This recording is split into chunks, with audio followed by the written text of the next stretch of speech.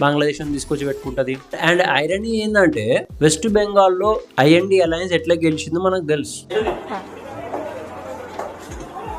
Literally rigging అవుతుంది ప్రతిసారి. West Bengal అయ్యే ప్రతిసారి ఎలక్షన్స్ అప్పుడు పబ్లిక్ మీద దౌర్జన్యం, రుబాబు, రౌడీలు, అటాకులు ఇవన్నీ అయికుంటేనే గెలుస్తారు వెస్ట్ బెంగాల్.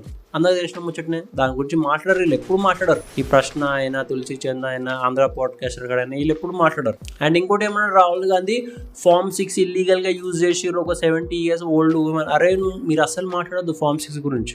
ఎందుకంటే ఒక 12 years అమ్మాయిని పట్టుకొచ్చిర్రు ఓట్ వేయడానికి. వీడియో చేస్తా చూడు.